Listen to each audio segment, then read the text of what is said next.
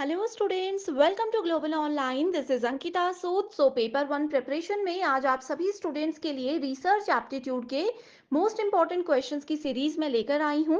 ये सवाल as it is भी अपकमिंग एग्जामिनेशन में स्टूडेंट्स जरूर पूछे जा सकते हैं, इसीलिए मैं आज आपको हर एक क्वेश्चन के आंसर के साथ इंपॉर्टेंट एक्सप्लेनेशन भी दूंगी ताकि आपके सारे कॉन्सेप्ट इजीली क्लियर होते रहें एंड एग्जामिनेशन में आप सभी आसानी से अच्छा स्कोर कर सकें। पेपर वन के बेस्ट प्रिपरेशन के लिए कंप्लीट कोर्स में लेकर आई हूं, जो कि स्टूडेंट्स एग्जामिनेशन के difficulty level and previous examinations को बहुत अच्छे से एनालाइज करने के बाद बनाया गया है। इसमें डेली लाइव लेक्चर्स के साथ आपका पूरा सिलेबस कवर तो हो ही जाएगा, साथ ही आप लोगों को हम topic wise MCQs and PYQs भी प्रैक्टिस करवाते हैं ताकि आपको ये पता लगता रहे कि जो आप पढ़ रहे हो उसमें से कैसे क्वेश्चन एग्जामिनेशन में पूछे जाते हैं। मॉक टेस्ट अवेलेबल है एंड बहुत ही ज्यादा इंपॉर्टेंट है ये 5000 प्लस एमसीक्यू क्वेश्चन बैंक, जिसमें हर एक यूनिट वाइज क्वेश्चंस आपको मिल जाएंगे। इसके बाहर से कुछ भी एग्जाम में नहीं आता है, तो ये बहुत इंपॉर्टेंट हो जाता है कि आप एग्जाम से पहले एटलीस्ट 2 से 3 बार ये क्वेश्चंस को प्रैक्टिस कीजिए। न्यू बैच हमारा अपकमिंग मंडे से स्टार्ट होने वाला है, तो आप इसको ज्वाइन कर सकते हो एंड फ्री वीडियोस को देखने के लिए ग्लोबल ऑनलाइन ऐप को जरूर डाउनलोड कीजिए। स्टोर सेक्शन पर सर्च बार में लिखिए कोर्स का नाम। जैसे ही आप कंटेंट पर जाते हो आपके सामने कुछ फ्री वीडियोस आ जाएंगी, मेरे सेपरेट कंप्लीट कोर्सेज आ जाएंगे, जिसके लिए जो कि एग्जाम के लिए काफी है। इसके बाहर से ना आपको कोई बुक लेने की जरूरत है, ना आपको कोई एक्स्ट्रा मॉक टेस्ट के लिए पे करने की जरूरत है। इस कोर्स के बाहर से कुछ भी एग्जाम में नहीं आता है। लास्ट ईयर भी बहुत से बच्चों ने सिर्फ इसी से पढ़ाई करके अपने एग्जामिनेशन को बहुत अच्छे स्कोर से क्वालिफाई किया था। पीवाईक्यूज आप देख सकते हो, पीडीएफ एंड वीडियो सॉल्यूशन आपको मिल जाते हैं। इसमें आपके स्टेट के साथ साथ बाकी के स्टेट्स के जो क्वेश्चन पेपर्स हैं वो भी आपको मिल जाएंगे, ताकि आप लोगों की बहुत अच्छे से प्रैक्टिस भी होती रहे। आप सभी स्टूडेंट्स इस कोर्स को ज्वाइन करने के लिए बस गिवन नंबर्स पर व्हाट्सएप के जरिए कांटेक्ट कर सकते हैं। Which of the following is a measure of consistency? तो देखिए, रिसर्च में स्थिरता को मापने के लिए कौन सा कैरेक्टरिस्टिक आप सभी यूज कर सकते हैं? अब आपको पता है कि रिसर्च के रिजल्ट अगर हम लोग निकाल रहे हैं, हमारा रिजल्ट कंसिस्टेंट यानी कि स्थिर है या फिर बिल्कुल सटीक है या फिर वैध है, ये जानने के लिए अलग अलग कैरेक्टरिस्टिक्स रिसर्च के अंदर होती है। जैसे कि वैलिडिटी भी होती है, हमारे पास रिलायबिलिटी भी होती है, एंड ये दोनों बहुत ही ज्यादा इंपॉर्टेंट कैरेक्टरिस्टिक है। अब द ऑप्शंस दिए गए हैं: validity, objectivity, reliability and credibility. आप लोगों को ये ध्यान रखना है कि रिसर्च की वैलिडिटी मतलब कि रिसर्च का रिजल्ट बिल्कुल सही है या नहीं। जिस कार्य के लिए आप रिसर्च कर रहे थे वो रिजल्ट आप लोगों को एंड में मिल पाया है या नहीं, ये चेक करने के लिए, ये एक्यूरेसी देखने के लिए हम लोग रिसर्च वैलिडिटी यानी कि वैधता का इस्तेमाल करते हैं। इसलिए ये वाला ऑप्शन तो गलत हो गया। ऑब्जेक्टिविटी भी नहीं होता। ऑब्जेक्टिविटी हमें बताता है कि जिस वजह से हम रिसर्च कर रहे थे वो सही मुद्दा हमने एंड तक पकड़ा है या नहीं, तो ये भी गलत होगा। अगला है कंसिस्टेंसी। कंसिस्टेंसी का मतलब ही रिलायबिलिटी होता है। ओके, कंसिस्टेंट, इसको एक एग्जांपल के साथ शुरू करती हूँ। मान लीजिए आप लोगों को एक निशाना लगाने के लिए बोला जा रहा है कि इस सेंटर पे आपको एक निशाना लगाना है। हर बार क्या हो रहा है, लेकिन आपका सेंटर पर निशाना नहीं लग रहा, आप इसी पॉइंट पर निशाना लगा रहे हो। 10 से 15 बार आपने ट्राई कर लिया, तो इस चीज को कंसिस्टेंसी बोला जाता है। ठीक है, इस चीज को रिलायबल बोला जाता है कि हालांकि आपका रिजल्ट एक्यूरेट नहीं आ रहा, सही नहीं आ रहा, लेकिन हर बार एक ही रिजल्ट आ रहा है, तो वो भी रिसर्च की इंपॉर्टेंट कैरेक्टरिस्टिक होती है। एंड कंसिस्टेंसी यानी कि रिलायबिलिटी भी रिसर्च में एक्सेप्टेबल होती ही है। ओके, एंड वैसे ही जैसे मैंने आपको वैलिडिटी बताया, अब देखिए वैलिडिटी वी से स्टार्ट होता है, इसको उल्टा करेंगे तो ए बनता है। तो वैलिडिटी को एक्यूरेसी से हम रिलेट कर सकते हैं। एक्यूरेसी बोलता है कि अगर जिस कार्य के लिए रिसर्च कर रहे हैं वो हो रहा है या नहीं। अब सेंटर में आपको निशाना लगाना है और आपने हर बार इसी पॉइंट पर निशाना लगाया, इसका मतलब है कि आपका रिसर्च वैलिड है। ये एक एग्जाम्पल था। तो मैं उम्मीद करती हूँ कि 2 इंपॉर्टेंट कॉन्सेप्ट्स आपके यहाँ से क्लियर हो गए हैं। Which of the following does not come under the methods of data classification? So data classification क्या होता है ये हम सबसे पहले देखेंगे।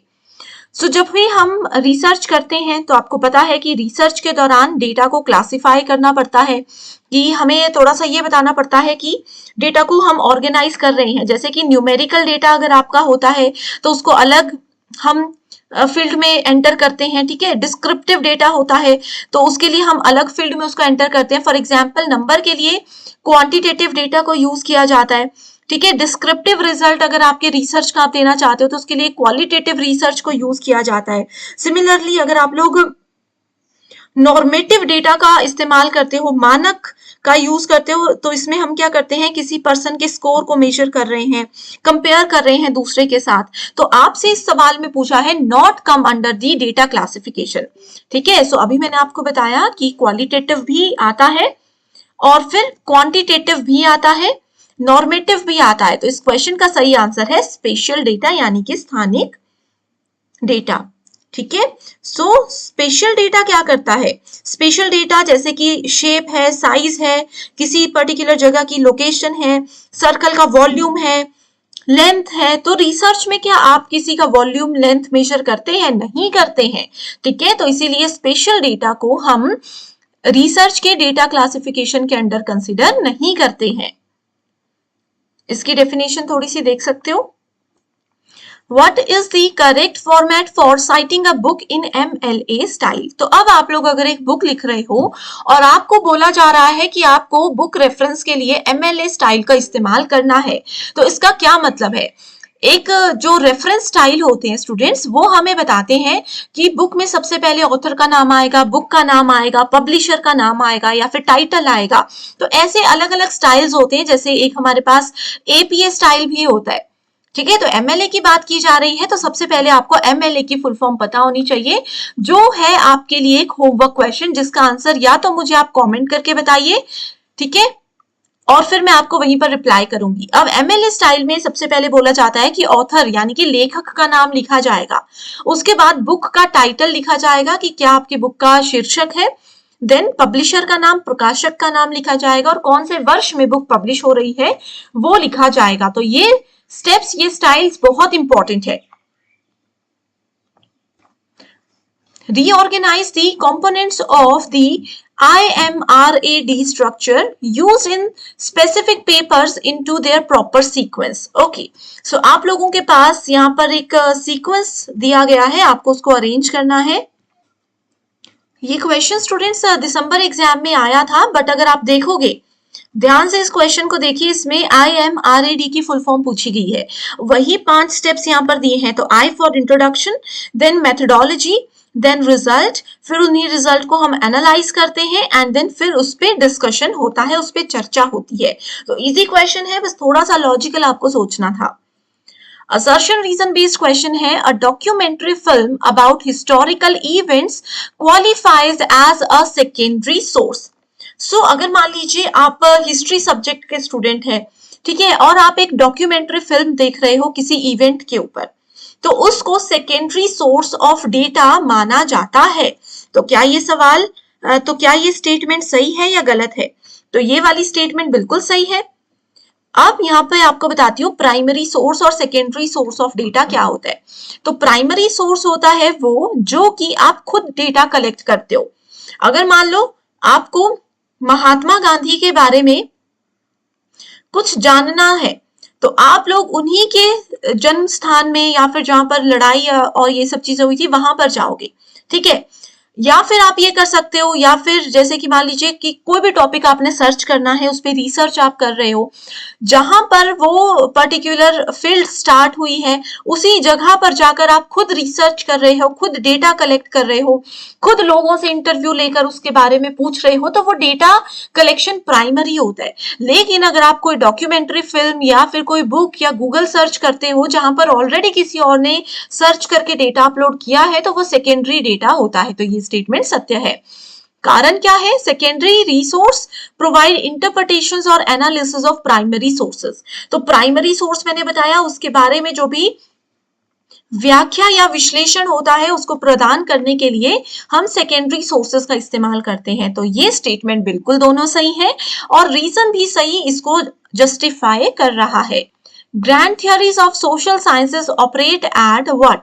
सो ग्रैंड थियोरीज क्या होती है? सामाजिक विज्ञान में भव्य सिद्धांत किससे जुड़े होते हैं? Lower level no, simplicity level no, categorical level नहीं, ये जुड़े होते हैं हायर लेवल ऑफ एब्स्ट्रैक्शन यानी कि अमूर्तता का उच्च स्तर। एब्स्ट्रैक्शन होता है किसी चीज से, किसी पर्टिकुलर डेटा को थोड़ा बहुत हाइड करके रखना। different from being a normal distribution. If a curve is skewed on the right side, we call it what? Okay, so research में ये बहुत इंपॉर्टेंट है. जैसे कि कर्व है ये डेटा एनालिसिस का, ठीक है. अगर ये कर्व राइट साइड पर थोड़ा सा मुड़ा है तो इसको क्या बोलेंगे, लेफ्ट साइड पर मुड़ा है तो इसको क्या बोलेंगे, इसका जो टॉप या हाईएस्ट पॉइंट होता है इसको क्या बोलेंगे. तो यहाँ पर राइट साइड पे स्क्यूड यानी कि राइट साइड पर जब ये झुका हुआ है तो इसको बोला जाता है पॉजिटिवली स्क्यूड. राइट होता है पॉजिटिवली स्क्यूड या इसको राइट स्क्यूड बोला जाता है, और लेफ्ट बोला होता तो वो होता नेगेटिव स्क्यूड यानी कि लेफ्ट स्क्यूड भी उसको बोला जाता है. Some of the threats of internal validity in research are, so research की कुछ थ्रेट्स होते हैं, रिसर्च वैलिडिटी में कुछ थ्रेट्स होते हैं. तो आपसे इंटरनल वैलिडिटी के बारे में पूछा है. वैलिडिटी हमने पढ़ा है, एक्यूरेसी के बारे में ये बात करता है. सो इसमें अगर हम लोग देखें तो सही आंसर क्या है, quasi experimental design no, pre testing भी इसके अंदर नहीं आता है, एट्रिशन आता है इंटरनल वैलिडिटी के थ्रेट के अंदर, खतरे के अंदर, देन हिस्ट्री भी आता है एंड मैच्योरेशन भी आता है. तो सही आंसर क्या है, सी, डी एंड ई ओनली. ठीक है, सो ये बहुत इंपॉर्टेंट क्वेश्चन है. इसी के साथ फिर आज के सेशन को एंड करते हैं. मैं उम्मीद करती हूँ आपको जरूर हर एक क्वेश्चन समझ आया होगा. अगर चाहते हो कि ऐसी सीरीज को मैं कंटिन्यू करूं तो स्टूडेंट्स मुझे कमेंट करके जरूर बताइए ताकि मैं मोटिवेटेड रहूं एंड आपके लिए ऐसे ही अच्छे क्वेश्चंस लाती रहूं. So thank you so much and I wish you all the very best.